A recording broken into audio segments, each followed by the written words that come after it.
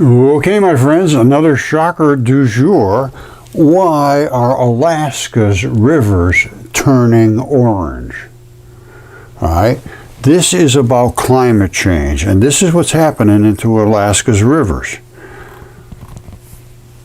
Now, I commented on this, and I said they're not turning orange because of human activity. They're turning orange because the earth is literally constructed of creatures. And this is what was written in the ancient texts.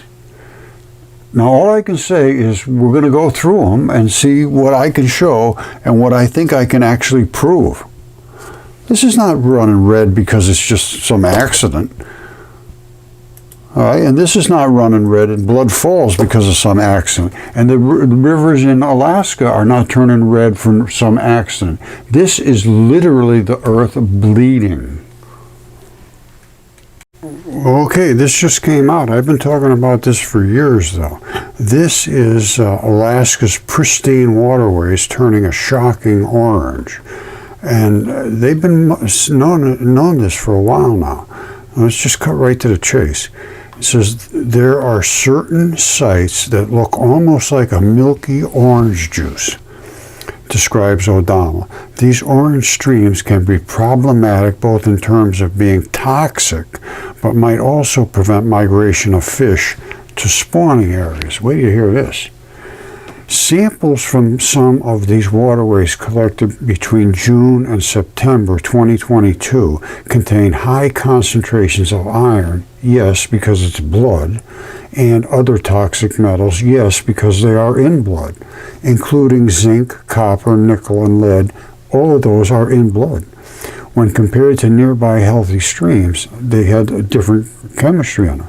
In some cases, the pollutants ramped up water's acidity from a usual pH of 8 to 2.3. That is very, very acidic.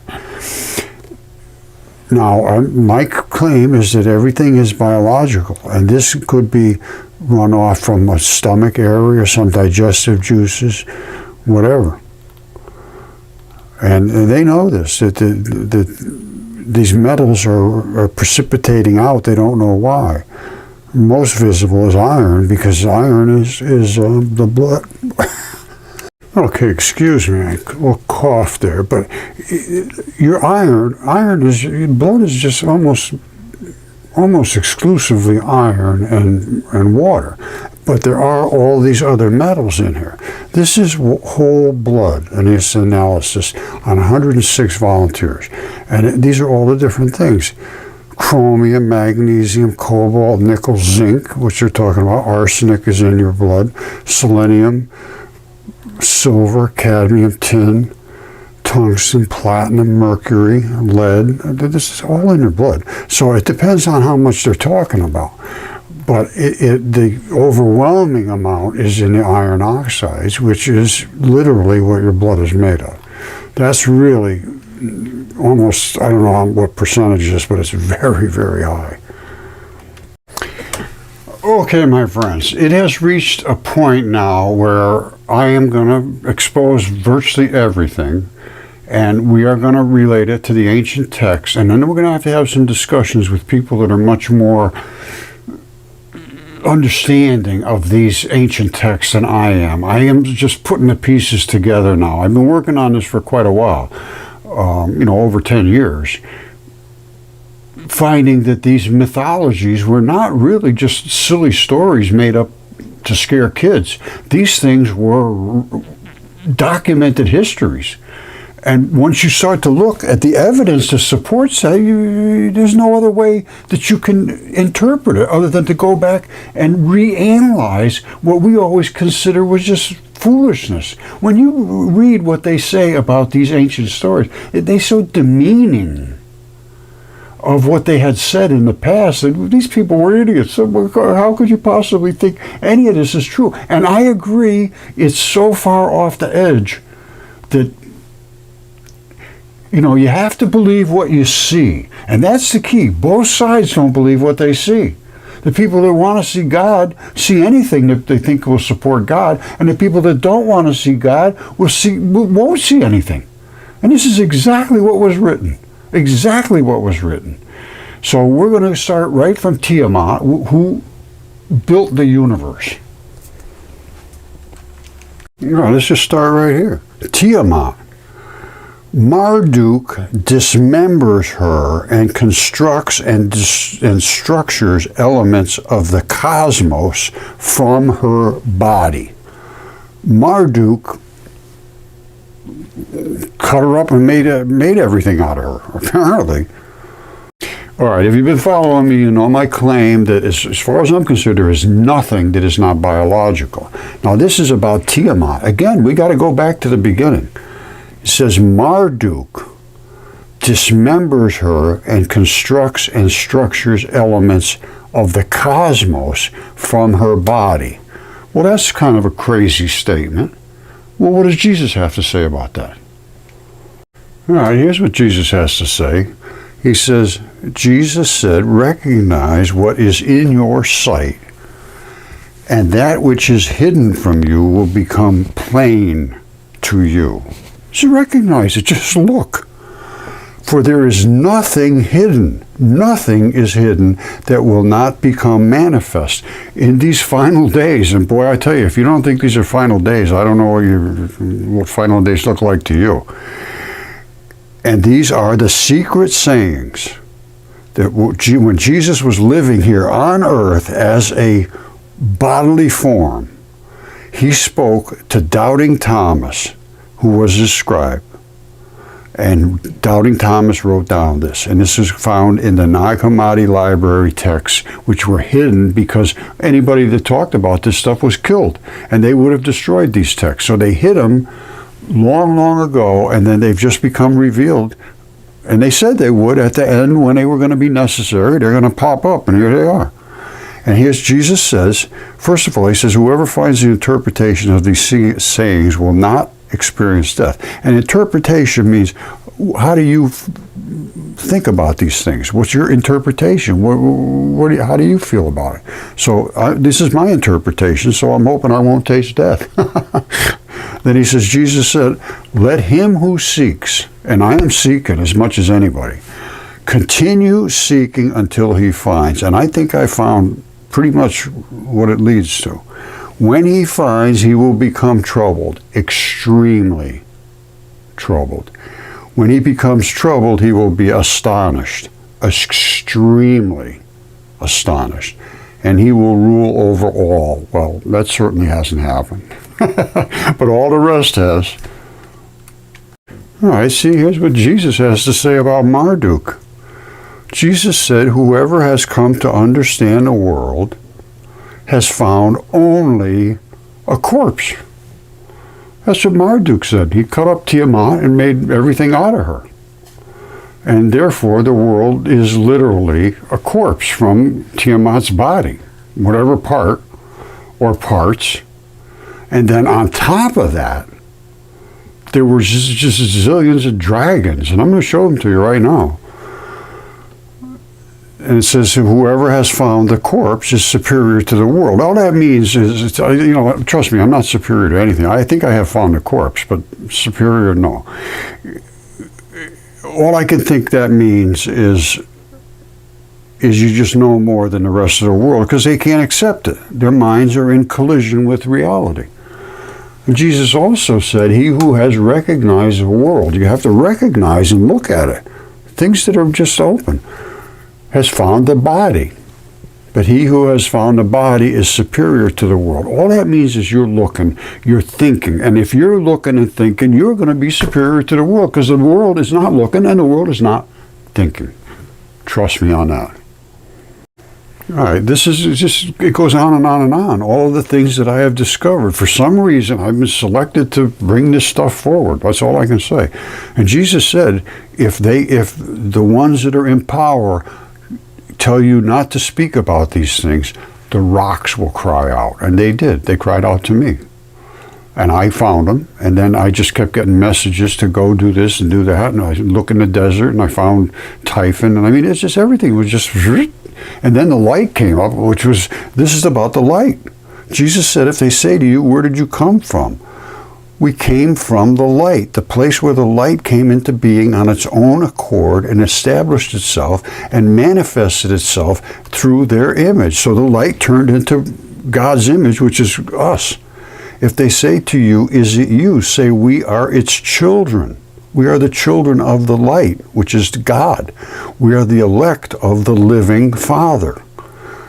If they ask you, what is the sign of your Father in you? Say to them, it is movement and repose. Movement is where, energy. Repose is just things that are. The energy works with the things that are to create life.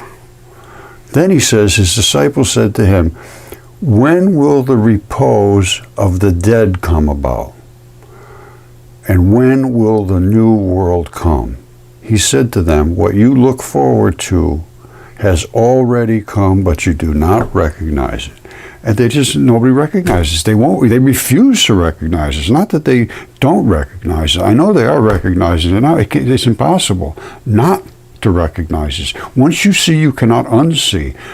All you can do is deny. All right, all I can tell you is I have read many, many different ancient texts. Hesiod, Ovid, Apollodorus, and a bunch of other ones that talk about the creation times when the gods walked with the humans on earth. But there was a time before that when the construction of the universe took place. And that is the Tiamat stuff. That's the Mesopotamian stuff. That's the Enuma Elish and things like that. I don't have that much knowledge about that. I need to have a conversation with someone that does have knowledge on that, because I'm absolutely certain I'm going to add some new knowledge there. The things that I have discovered have been just destroyed and dismissed by the people that we trust to educate us. And I'm going to show you right now. It sounds like I'm being anti-Christ and anti what you would consider religion. That's not the case. I am for truth. Truth is what it is. And this was a true thing. And I'm going to show you this true thing right now. And that true thing right now is what's causing a hell of a lot of problems in the Midwest. And you say, oh, Roger, how could that be? Well, I'll show you how it could be. All right, I talk about Quetzalcoatl, and I'm going to show him in great detail. This is a feather. These are feathers. Feathers, right down the line. And what these feathers are is in the headdress of Quetzalcoatl. This is right off his head. You see this? This is the headdress right here. That's the headdress. So the feathers come way out to here. This is Little Rock, Arkansas. This is his head. Now, the reason it's a different color than the rest is because feathers grow extremely green things. They sell actually ground up feather meal for your plants. And this is a different material, his scales or whatever he had, whatever's here. Now, these are his beards. You see the beards coming down here? They all have beards. And I'll show you other ones. They all have beards. Let me just put it that way. Now, here's his head, and it runs all the way up the East Coast, all the way up to here. These are all feathers. These are feathers up here, just like the other feathers. And they call them the Green Mountains. The reason they're green is because they're feathers, and that's feather meal. All right, and all that feather meal is running off. This is Quetzalcoatl, and he's just gigantic. I mean, look at the size of him. He's the whole East Coast, all the way up to Canada. And I guess I'm going to show you some other stuff that's going to knock your socks off. I was actually down in Washington, D.C. in 1968. I was in the Army. I joined the Army right at the Tet Offensive. And I was down in Washington, D.C., right out of Washington, D.C., in Fort Belvoir, when Martin Luther King was assassinated. Actually, I was there during that time. And I was down in the Potomac River area. We had gone down there to smoke some pot. and I'm going to show you later in this about the rocks and so forth in Washington, D.C., and it's not going to be cute. Now, you see this? This is what they attach to my emails. Report spam, look safe, be careful with this message, da-da-da. That's why I don't bother to try to contact anybody. They see this and right away they just either click report spam or they just delete it. All right, I showed you these are the feathers, and there they are right there. And they're coming right up here in front of Quetzalcoatl's head. All right, here he is on the map. There he's spitting out into the Gulf. All right, this is his headdress, all feathers. These are all feathers running up the East Coast. I showed you that quite clearly. Now, this is how he's portrayed in the ancient glyphs, and he's consuming a gigantic human being. Now, if he was this big, yikes. All I can say is I'm presenting what is here. I'm not making this stuff up. This is easily seen. This exists from the ancient codex. This is quite easily seen. It's a feather. Now, what does it relate to as far as weather conditions go? Well, his headdress appears to be causing trouble. There's his nose right there. All right, spitting out into the Gulf. This is where all of the tornado activity occurs. Now, remember I said Little Rock is right on the top of his head. Here's Little Rock. So here's his head coming up. Little Rock sits here, and his feathers come right up in this area, and they're causing some kind of compression. You see it? Where Little Rock is? And this is Tornado Alley. Now that's coming off of his feathers. Whether they're causing this effect, I don't know. But this is where this effect is happening. And the more we expand our gases in the atmosphere by burning things, it's blowing it up like a balloon. And it's forcing pressure downward, causing all this turmoil. All I can say is the ancient texts talk about this, and he was a god, and he was also, I believe, the god of wind and weather.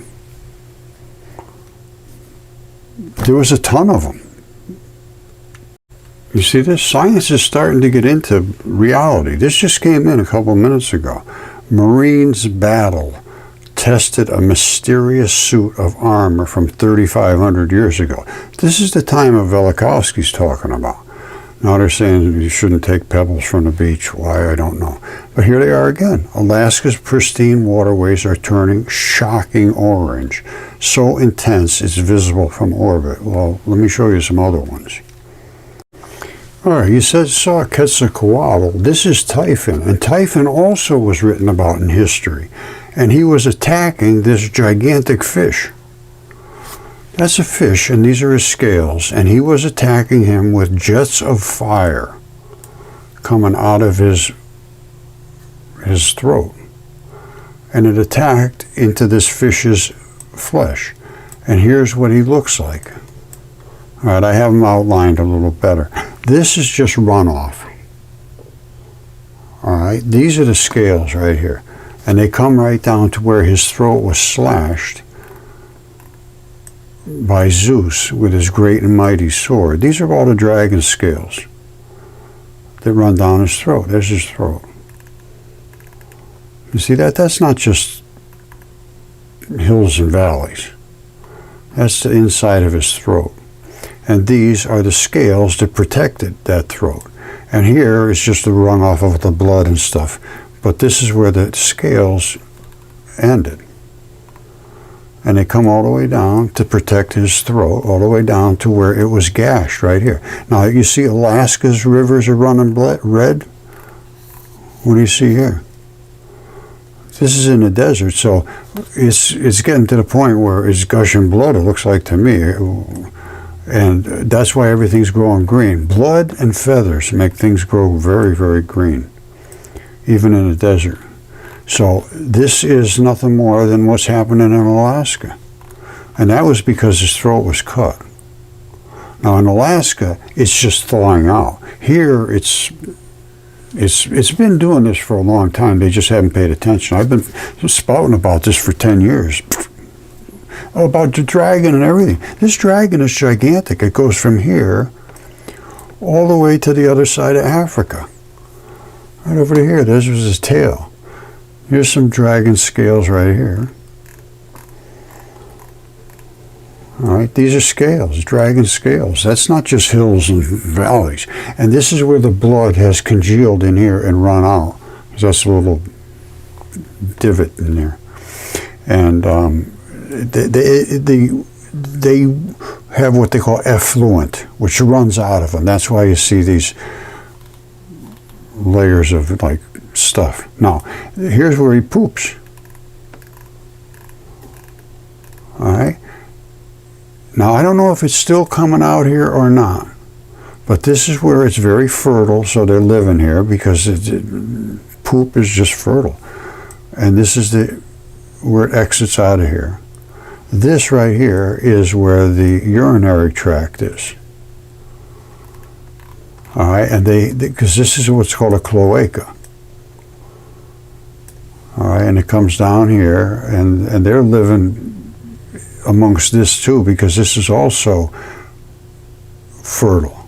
And I believe this is the pincher here that pinches it so that you can go or not go, or maybe it's down here somewhere. But the one in Alaska is just so obvious. But anyway, here's where the cloaca is. So one of them is the solid matter, and one of them is the fluid, and they could join together, and they drain out as a cloaca into this whatever is coming out here. All right, so that's where he poops. And he killed this fish, or attacked it anyway. And we can see the actual blood vessels. You see down here? These are the blood vessels. It ate away the scales. You see that? This is the veins. The black is the veins. The red is the arteries. And then they filter off into the little blood vessels and then down into the capillaries. And the capillaries drain into the vein, and the vein takes it back up and get recharged. This even has all this webbing. You see all this webbing here? Take a guess what that is before I tell you. Take a guess what that webbing is.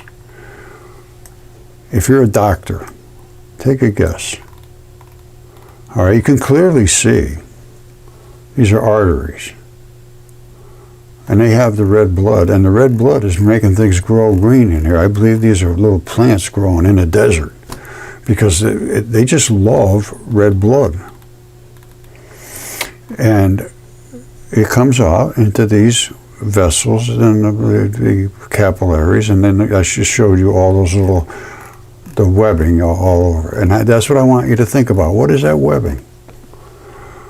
All right, tick, tick, tick, tick. I'm going to tell you now. It's the lymph system. That draws back the tiniest straws of fluids. So there's almost nothing in it. By the time it gets through the capillaries, it's just pinched off. And this is like a zillion times smaller than the capillaries. So it's just taking fluids. And those fluids go into the lymph duct. And the lymph system filters through your whole body. And here's where the lymph tried to fix this attack of all these venoms. You see this? It says it right in the text that he attacked the fish, or he attacked the gods, and they turned themselves into animals. Well, that was a fish. And remember I said they all have beards. Here's his beards. And it looks like it's sending the toxin right out of the beard. This is some nasty, nasty, nasty, nasty stuff. And that went down to attack the fish. And it did. It broke through his fin. And it hit his vital flesh, which starts right about here. This is like fin. Now, so it ran off over here. Right here, it tried to fix itself, and it sent all that lymph. I showed you that all that lymph was being subtracted out. This is where the lymph goes. It goes to where it's needed, and it was needed here to try to fix up this attack, and it couldn't. And it sent all the lymph down to the lymph nodes, which died. That's why they're black. They're not supposed to be black. It invaded all of them and killed it. That's where it tried to help, but it just couldn't do it. And they all died all right down the line. This is written about in Apollodorus. The exact same story. Look at even as well. Let me just show you this. Here he is. That's the guy I was just showing you. He's spitting all that stuff down at the fish. He's a red flared eye, and that's all his dragon scales. And that's all that flashy stuff that's on the side of dragons. You see it in the parades. And here's his down to where he was cut, his throat. So here's his head, the flashy red eye, all the way down to where he was cut in his throat, and it gashed out into the desert, as you can see. Nobody's paid attention to it.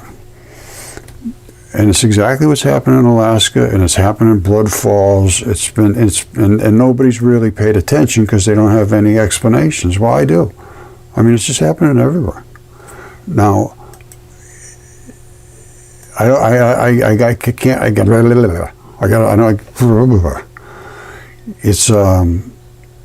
there could be a whole batch of reasons here, but is the Earth just thawing out? But it's quite obvious. It's biology. There's no question whatsoever. And you know the thing that really turned me on? This is from, let's say, 3,000 years ago, 2,500 years ago, whatever. And this is Zeus fighting Typhon. And his is coiled. He had thighs of a human, they said. Now, they've always, even back then, thought he had a human head. He didn't have a human head. He did not have a human head. That's his head right there. It's the head of a dragon. But he did have the coils, and the thighs were like of a human, which is exactly what was written. He said that he out-topped the mountains, his head off and brushed the stars, his red flared eye, his thighs were of the human, and then they flared out into these coils, and he was attacking with venom the gods who had turned themselves into animals. Psst, there it is. It's like Rembrandt painting it. Okay, this is pretty complicated, but let's just cut to the chase. Zeus killed all the giants, and with the help of Hercules and all his crew.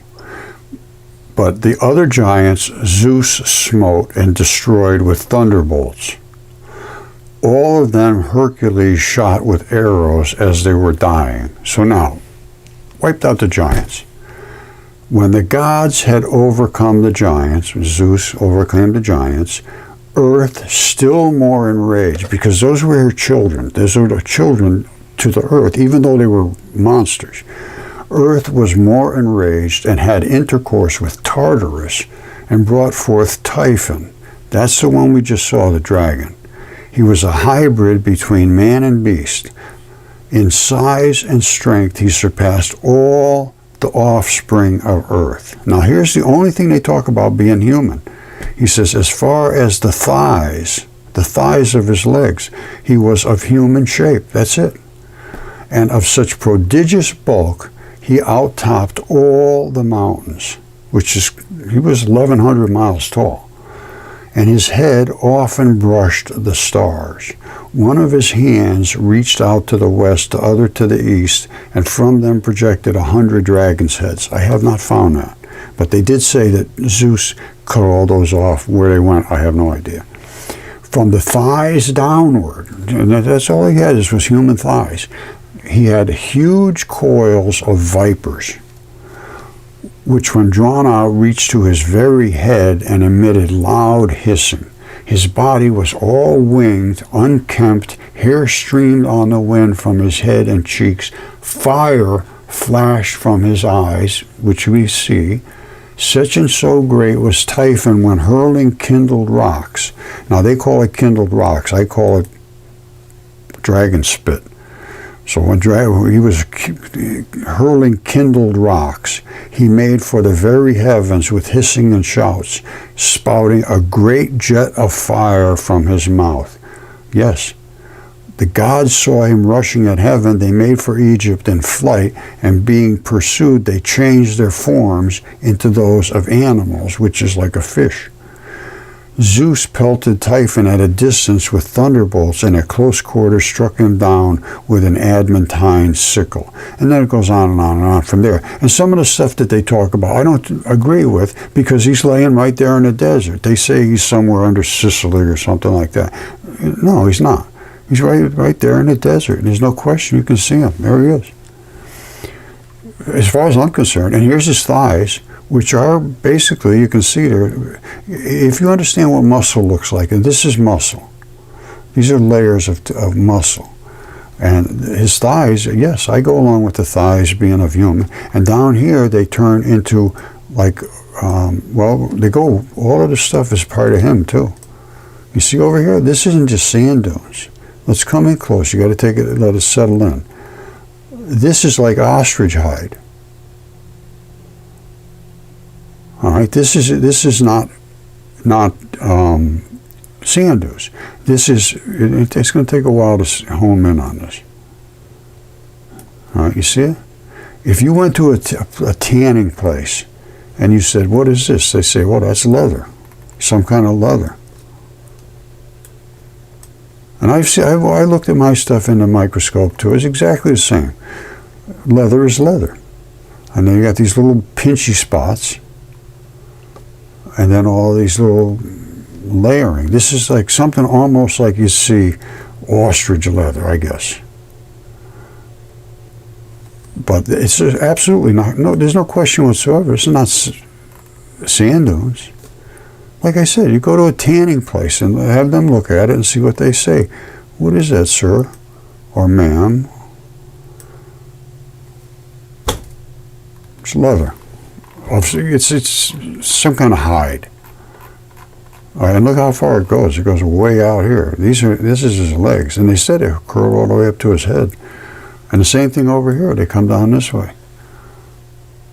Like these right here coming over the fish. That's just not sand. And you know the fish comes up here and down here. His tail goes around here.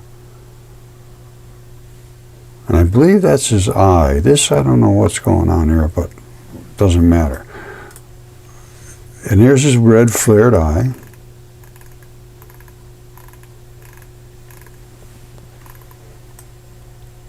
You see? Running off all this red stuff. And there's this noxious, nasty stuff spitting down at the fish, who was a god that conferred, because they could turn it to anything they wanted. And as far as I could understand, they shouldn't die. That, I don't know. It's very, very confusing. I need some help with this. But this again, I thought at first this was just sand, but it's not, I don't think. I think this is the same stuff, only it's like pulled. Now, was he trying to reach out with that? Could they come with that many little arms? It looks like to me they could. Or it could be sand, I don't know. Doesn't much matter at this point. I think I got enough to go on to support my claims that this was Typhon. He is as advertised. And they didn't even know his head was a dragon's head. They thought it was a standard head, a human head, because in the ancient text it said he had the body of a hybrid human. But the only thing that it says in Apollodorus is his thighs, and that's the only thing I can find that is human. His head is obviously not. Anyway, you saw it, so I don't have to go too much further with that. And you have seen Quetzalcoatl, And you've seen the stomach stuff that's in the Midwest. I mean, the whole Earth is a mud fossil. Everywhere. There's nothing that isn't. And there's these kind of things coming out of these cliffs here. That's like blood vessels going somewhere. Or this actually could be a lung. And these are alveoli. It's very hard to tell. I have a good friend, Tyson Carlson, who's on the West Coast, and he's doing some fabulous work out there, and he's showing, literally, technically proving that these things are not just some kind of sedimentary deposit or intrusive volcanic this and that. Immediately, the first things I did, it's intrusive magma. That's all. Or even the balls, the concretions. Oh, those are just concretions. That just happens because that happens. All right, so they're looking at all these different colors, and mostly it's the yellows and the blood. But this is a digestive system. Now, this is in Alaska. And it was coming down to a place called Mount Spur. All right, which just happens to be my last name. Mount Spur. Well, there it is right there. It's an active volcano. That's the caldera. Now, it's not been active. I can't remember when the last time it was. I think 92 or 93, but it had a very, very big explosive eruption. But it's continuously flowing. Now, I don't know if they know this, but you can see, if you follow this down, you see all of this. Let's back out of here so we can see it. This thing is basically draining down here. All of this stuff. And you say, oh, that's just snow, it's just falling off of there. Well, maybe. But let's follow it down. Through this valley that is created from the lava flows. Now, it circles around here. You see it? And they say, oh, that's just snow. Well, like I said, maybe. Glaciers. But it follows this path down, and then this one, it pushes it straight. So let's keep coming down. And look what happens here. We start to see a lot of green showing up. And then we're seeing all this brown. There's still tons of green. And you see that brown and all this green? And it right abruptly ends right here. That, my friends, is poop. Mount Spur is a rectum. Now, this right here is the other side of the cloaca. Inside of avian creatures and reptiles, they have a poop side and they have a urine side. Now look at this. Wait do you see this? This is the urine side. So that's the poop side. And then they come together down here and they mix. And then they go out into Cook Inlet. This is up in Alaska. Now, where do you see this? This is the urine side. And you got to be able to pinch it off. And here's how they pinch it off right here. One here, one here. I guess they call it the sphincter muscle. I can't remember now. I think that's it. But it just pinches it. And again, you see this color here? Anytime you see different colors, this is either adding something or removing some stuff out of the urine. Because you will actually absorb fluids down here. Now, is it absorbing it and coming back in, or is it flushing something out through here? I don't know. But there is obviously a mix right there. And then they both come together down here as one. And this is the runoff of that digestive system. And I got to tell you, this is the craziest thing. I was up here in Alaska. I lived over here somewhere, Anchorage, right over in Anchorage, for a couple of years. I never even knew Mount Spur was there. But once I started finding the mud fossils all over, I realized that a lot of these volcanic explosions were digestive systems just blowing up. And if you had a nice, good anus, you'd have a very good eruption straight up through the tube. Now, Mount St. Helens went sideways. It blew out sideways instead of coming straight up. And then the one in Iceland is a whole, I believe the whole intestines is just in a long row. Anyway, Mount Spur was trapped deep inside because it sticks straight up, and it just pow, and went off. Now, so here I go, trying to search on what comes out of volcanoes. What is the general makeup of them? I put it in, and it pops up. The first thing that pops up was Mount Spur. I'm not kidding you. It blew me right away. And the reason is, they did big tests on this. And you know why? You got nuclear missiles up there. When I was up there, I was servicing nuclear missiles. And they had earthquakes and all kinds of things going on up there. And you got nuclear missiles. You don't want that stuff to give you problems, So they did a big study on all of that stuff. And it was right there. I'm telling you, the way things worked out is just totally insane. And again, well, why would you have a digestive system? Well, I'm going to tell you what. That's Scorpzilla's digestive system. And you say, well, who's Scorpzilla? Well, Scorpzilla is the biggest dragon I have found. His head looks like a goofy-looking head, but it comes all the way up here, all the way up, all the way up. There's his pooper right there, Mount Spur. It comes up here, and there's his scorpion tail. That's why I call him Scorpzilla. Now, look at this carefully. Take your time. All right, take your time. Slow down, you move too fast. You see that little pin right there? That is the pivot that this scorpion injector pivots on. And you see these wrinkle areas right here? This is where it retracts. It's engaged now. There's nothing for it to jab into. So it just spit out its goop here. Right? Normally, it would be retracted back here. So it would be laying right in this, where these grooves are. And the pincher would be sticking right here. You get in this area here, you're done. Your case, she's closed. And that's the way a scorpion does. I guess they do. I don't know. I'm just guessing. But I can tell you what, that's, if you know anything about mechanics and about how this would work, that's the pin. There's the injector.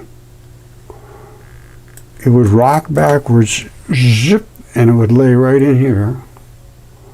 Because that's obviously something that's going to move back and forth. Zip, and then when it let go, the thing would be between this pincher and here is done.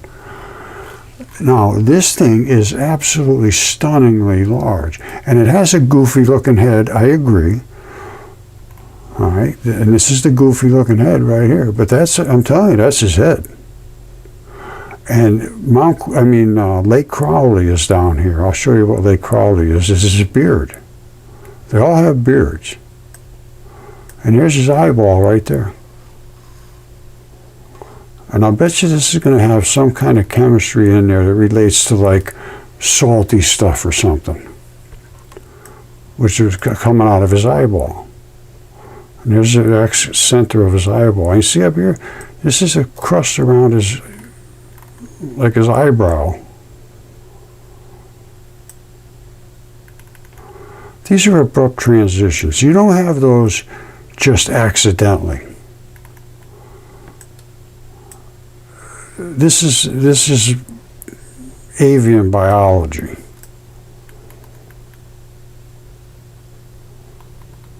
Some kind of scaly looking stuff over his eye. Now, wait till I show you what. Right down here is where his beard was, and that's where Lake Crowley is. Lake Crowley, I think, is right. I think it's right there.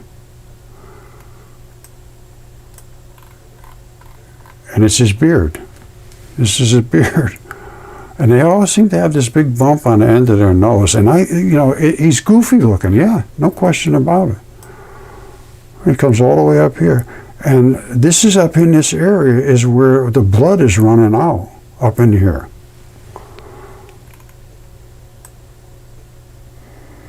All right, and I believe this is all part of them too.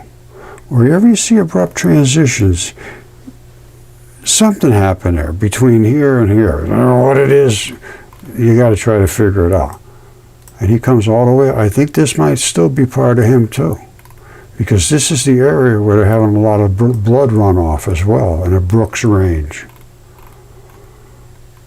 which I wouldn't think was part of Mount, Scorpzilla, but I don't know. And this could be his front legs, and these are the back legs. I don't know. These are creatures that nobody's ever known about. But let me show you what Crowley Lake looks like. And again, he's a goofy looking, but you got to look at what you got. And that's his eye. And his shoulder goes up here. You see, this is his shoulder right here. And the way you can tell how big he is a lot of this is him too. You see here? Watch, right here, the elevation is minus 273 meters. You go off his body, and you're down 4,722 meters. So it drops off half a mile or more off the edge of his body, which has been eroded away. And the same thing on the other side. I don't know how big he was to start with. This is pretty damn big. So anyway, I could go into this very deeply, but let me just show you what his beard looks like. And I'm going to wrap it up today. It's quite long, so hold on. All right, so this is Scorpzilla's beard. And you see the black and the red. Those are the different colors of a red-blooded creature. Iron oxides. Now this is skin-ish looking stuff, so the hair was sticking through the skin, and it's eroded down, and the skin still has the stubble sticking out of it. You see up here. But all of this stuff is just falling off. Most of the beard has eroded back down to being flat, and it's actually created a lake. And there's the lake down there. And this was probably like a mole or something like that. It wasn't, it was one of those really tough little buggers, don't fall apart. But this is what hair is like. It's basically like this. This is human hair. And there's going to be sweat glands in here. There is no sweat glands in the Crowley Lake stuff. No sweat glands that I could find. They're little squirrely looking things that come up through the top. And we have them in us, and there is not in that, so that's just a little difference, that's all. And here they are up close, you see it? They've eroded away, but that's the way hair grows. And when you see them way over here too. They're everywhere. That's his beard. Good sized beard. All right, I know this is going on for a long time here, but if we really want to understand our earliest beginnings, we have to start and look at this again and just reassess it. I'm not saying it's all right or it's all wrong, or I'm not saying anything. I'm just saying what supports these claims, and I found there is some support for them. And even the Bible stuff says it was chaos in the beginning. Everybody says the same thing. And the epic of creation, Enuma Elish. We got to look back at this, and I don't know anything about this. I got to be honest with you. This is new to me. I really never gave it much consideration. But everything they're talking about, the gods and the heavens, the appearance of nature, all about this mythology we always thought was kind of silly. And it does sound silly. I can't deny that. And what are the interpretations of all these things? Popular culture, Tiamat, multi-headed dragon. See, this is where it gets confused, because I just at this point we need a good, deep discussion. Somebody that's been, I know a lot of the people that have been following me, they make comments about this Enuma Elish, or whatever you call it, yeah. And Eridu, and Lamu, and Lahamu, and I'm lost at that stuff, I gotta be honest with you.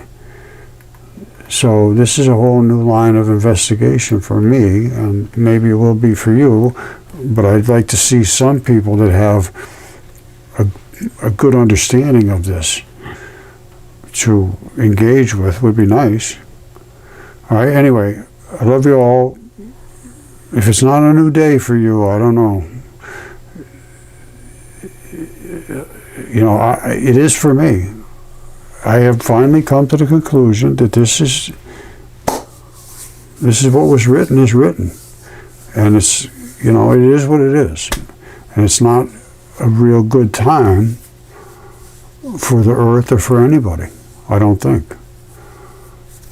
But the good news is that if you understand, you have a chance to have a very good eternity.